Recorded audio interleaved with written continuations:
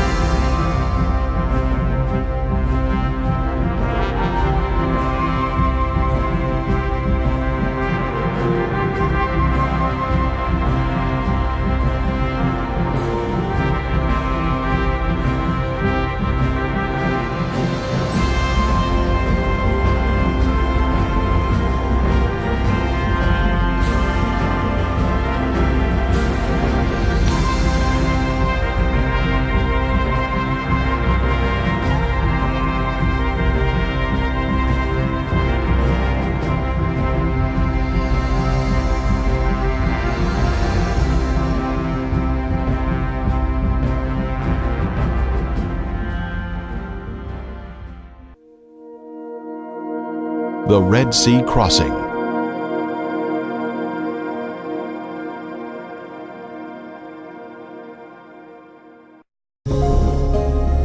Egypt is steeped with a grand history of ancient science, technology, and beautiful structures.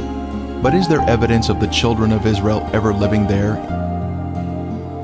Many years ago, this large stone was discovered in the first cataract of the Nile on Elephantine Island. The inscription states, "For 7 years, there had been no satisfactory inundation of the Nile. As the result of this, grain of every kind was very scarce. In this terrible trouble, King Chesser remembered the god Imhotep, who had once delivered Egypt from a similar calamity." Imhotep can be found in Egyptian history in many places, and it appears he was a sage who was elevated to a god over a period of centuries after his death.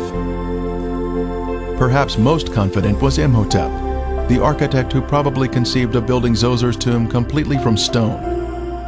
Known as a sculptor, a priest, a healer, Imhotep is considered the preeminent genius of the Old Kingdom. Imhotep had even saved his country from famine. Could Imhotep and Joseph have been one and the same person? We head to Saqqara, Egypt, a short distance south of Cairo. This is where the first pyramid was built in ancient Egypt. It is called the Step Pyramid due to the distinct levels in its shape.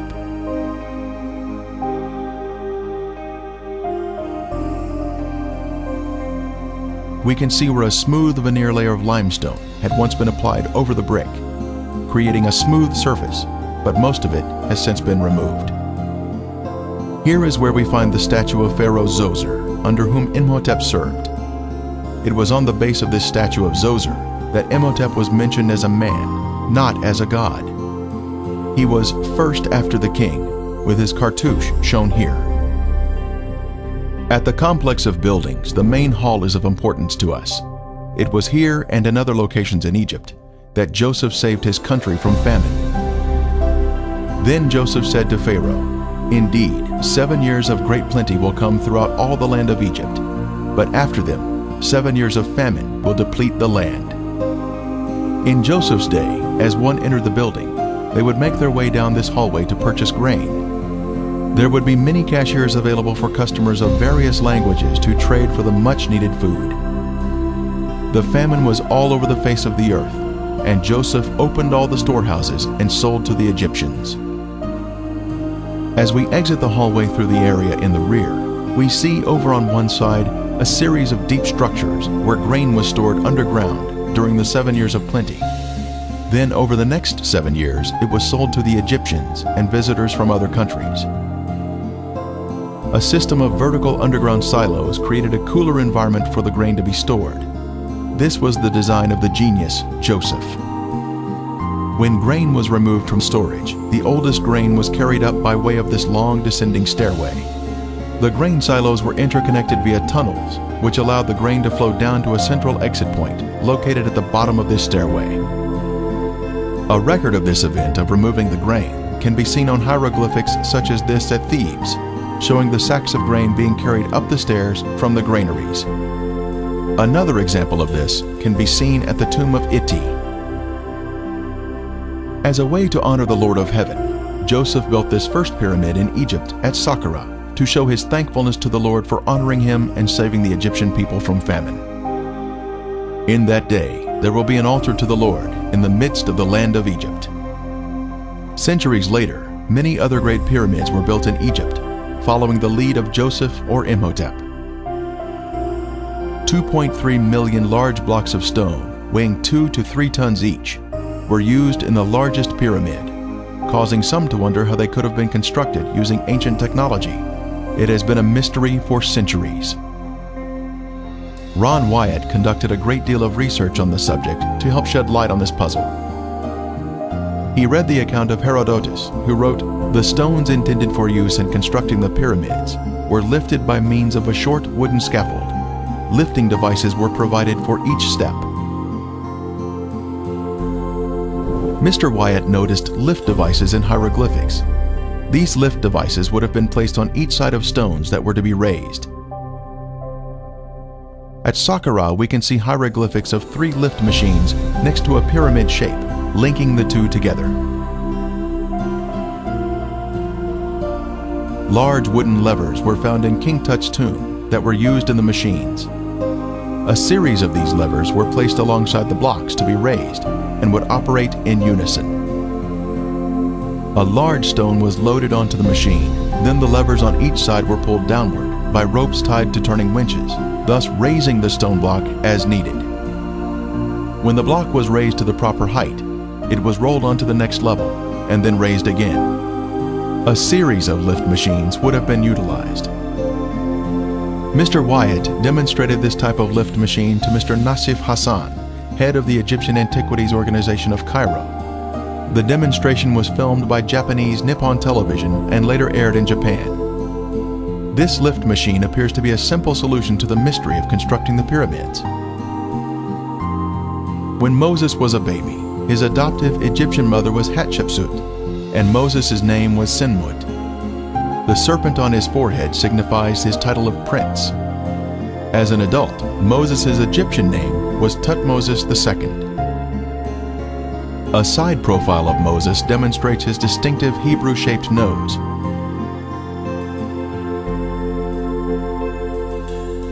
After Moses killed the Egyptian, he fled from Egypt and its territories for fear of the current Pharaoh.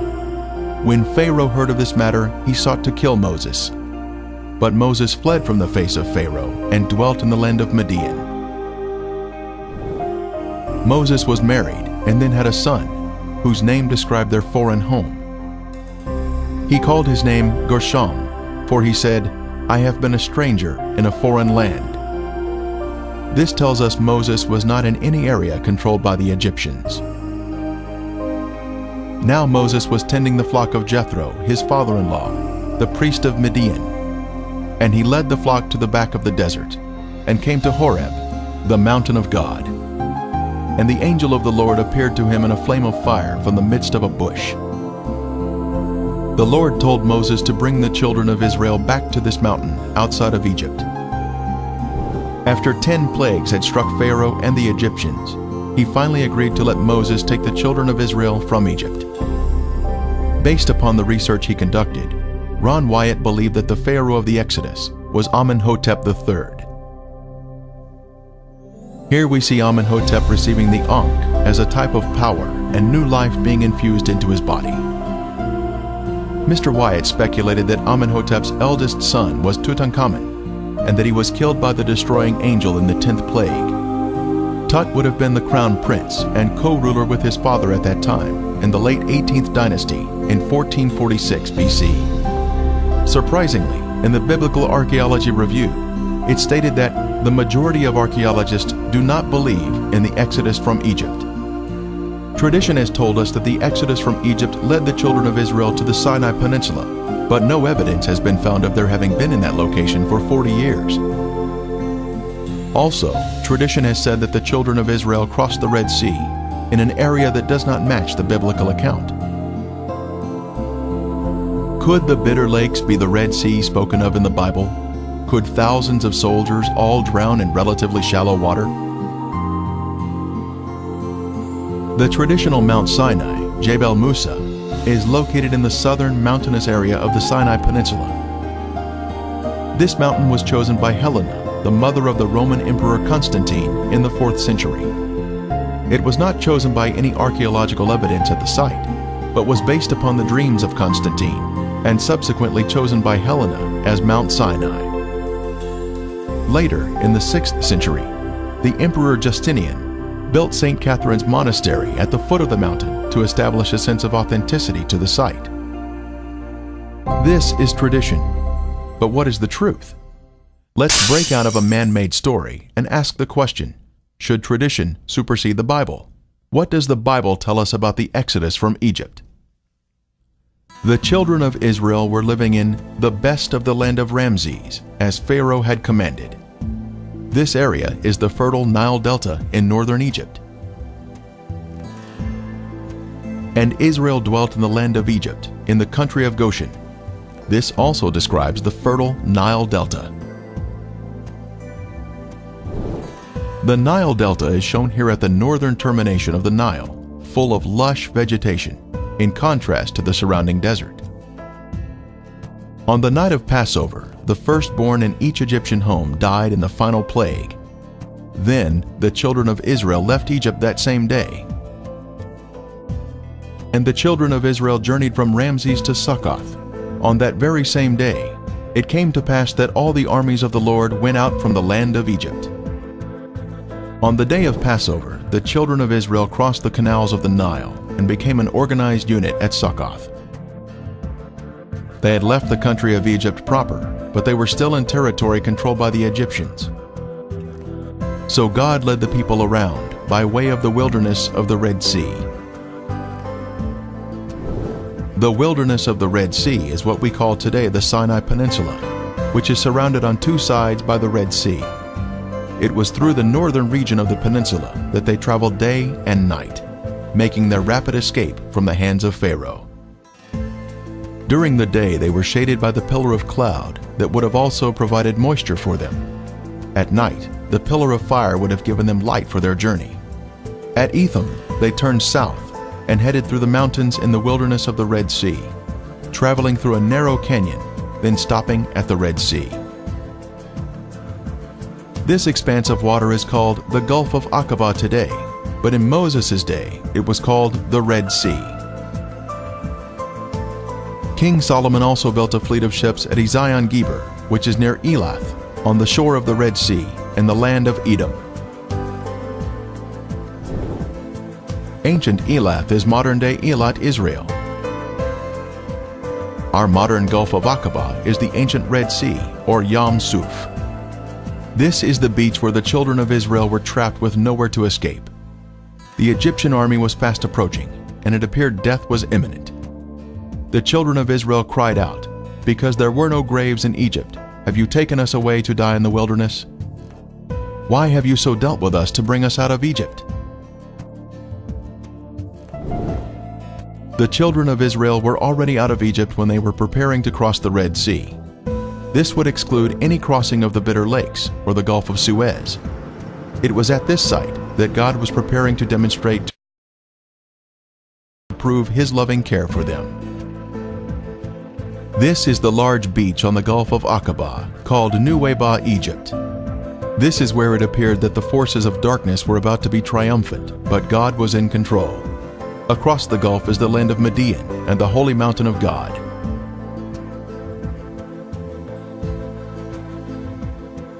They were to camp between Migdol and the sea, Migdol meaning a fortified city or tower. At the north end of the beach are the remains of an ancient fort, still partially standing today. It was once a 3-story structure, capable of housing hundreds of Egyptian soldiers who could have prevented any northern escape from the beach. The location is precisely at the narrowest point of land, between the mountains and the sea, in order to control the movement of travelers through the area. The fortress today is receiving a fresh coat of stucco, which is unfortunately covering up the original stone blocks. At the front of the fortress, we were able to see the stonework that formed the entrance into the structure.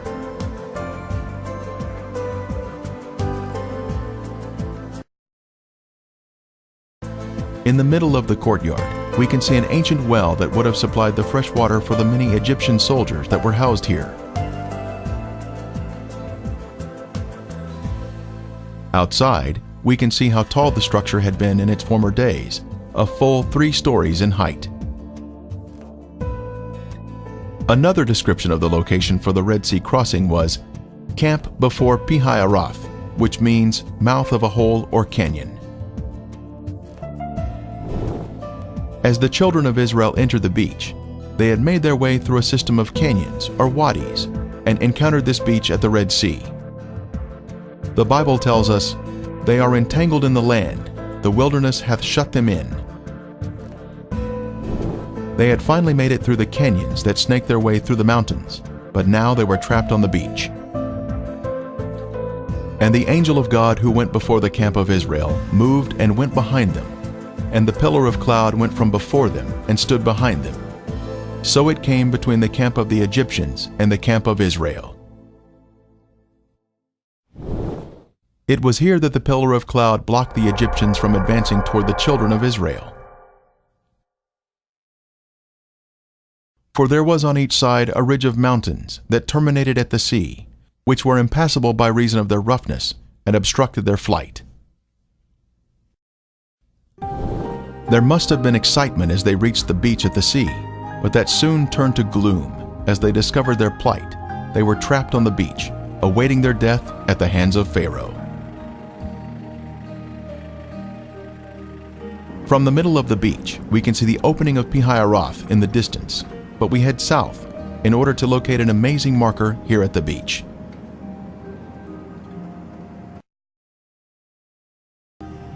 Near the road, we see this large pillar. 78 during his first visit to this beach. It had fallen down and was lying in the edge of the water, but today it is about 500 feet from the sea and has been set in concrete.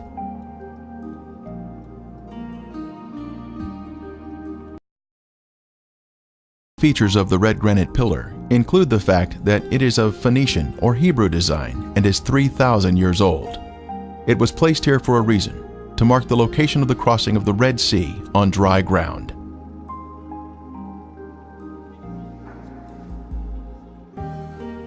This pillar is even mentioned in the Bible, a pillar to the Lord at its, Egypt's border. At the south end of the beach is where we can see the pillar. A matching column on the other side of the Gulf in Saudi Arabia was found by Ron Wyatt in 1984 and was shown to Saudi authorities.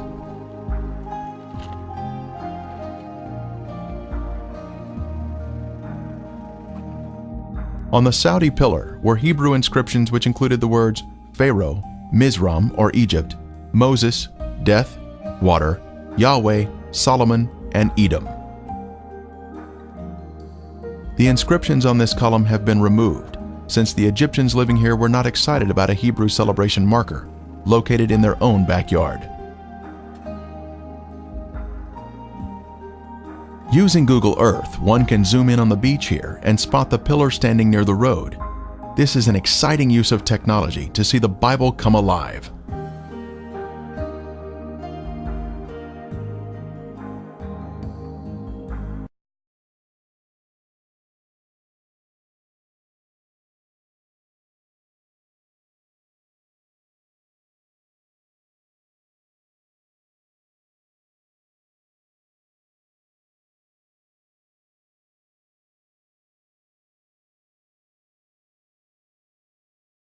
A short distance downhill, we come to the edge of the water where a wonderful miracle took place, where the Lord provided protection to His people, even though they were angry and complaining. Are you not the one who dried up the sea, the waters of the great deep, that made the depths of the sea a road for the redeemed to cross over? For centuries, this beach has been named for the crossing of the Red Sea at this exact spot. On Google Earth, we can see the name Nuweiba at this point on the beach. This older, detailed map reveals to us the complete name of the beach. Nuweiba is short for Nuweiba al-Muzayina. The name on this beach, Nuweiba al-Muzayina, gives us confirmation that we are in the correct location. The translation of that name means waters of Moses opening. This is where the waters opened by the hand of God. The Lord demonstrated to His people that He would be their protector.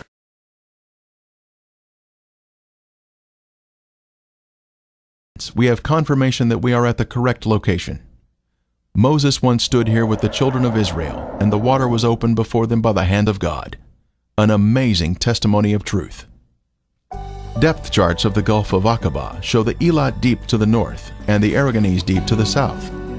Between these two deep areas is a path through the sea. When Ron Wyatt was at this spot in 1978, he decided to inspect the water.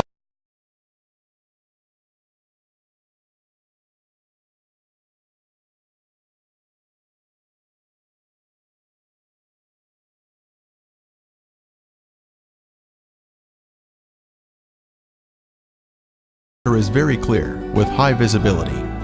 Investigations have revealed artifacts which confirm our previous conclusions about the site. The seafloor is smooth and contains gradual contours. Our first artifact to inspect is this chariot wheel that still has 3 of its 4 spokes, plus the hub is extending upward. We see 90-degree angles here, which are a sign of man-made structure. The Lord looked down upon the army of the Egyptians, and He took off their chariot wheels.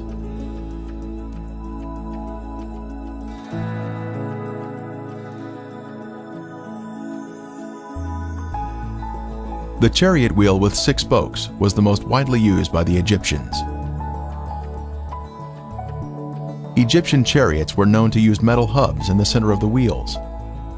Using metal detectors, divers have found metal in the raised hubs that are now covered in coral. Here we see another 4-spoked chariot wheel with 1 spoke missing and a center raised hub. The coral here has preserved the chariot parts by retaining the man-made structure, even after the wood has disappeared. Here we see another wheel suspended on its axle, standing at attention. It has 6 spokes and a raised center hub.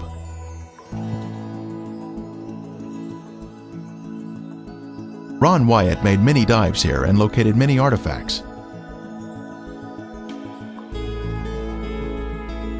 This could have once been a chariot cab. This appears to be another round chariot wheel.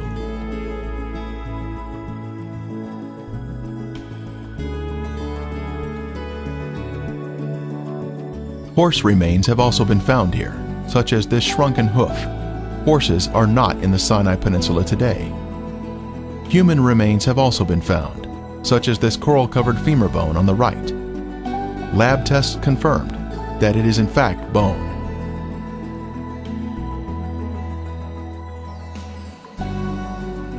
Other bones have also been found. A cross-section reveals the bone inside the coral.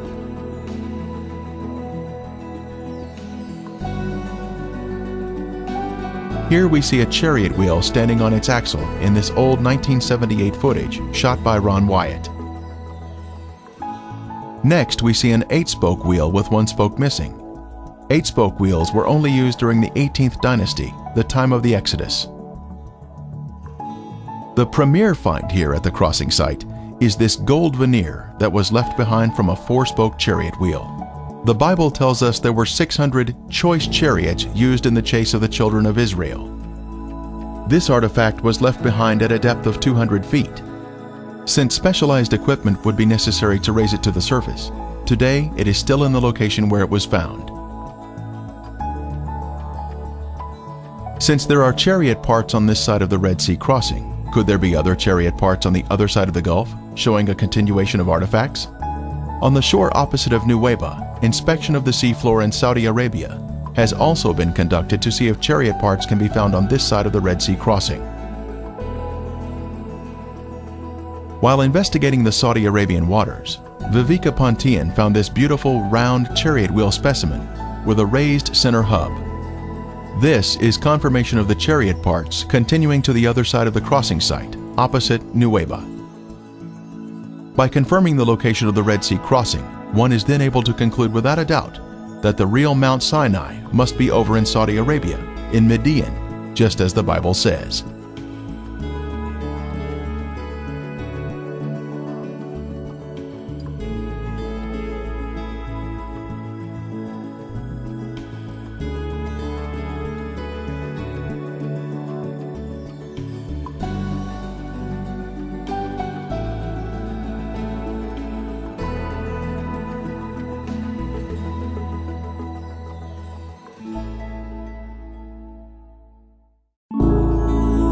The Red Sea Crossing.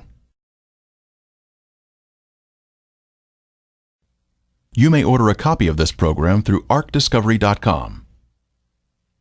See arcdiscovery.com to become a direct seller of this DVD.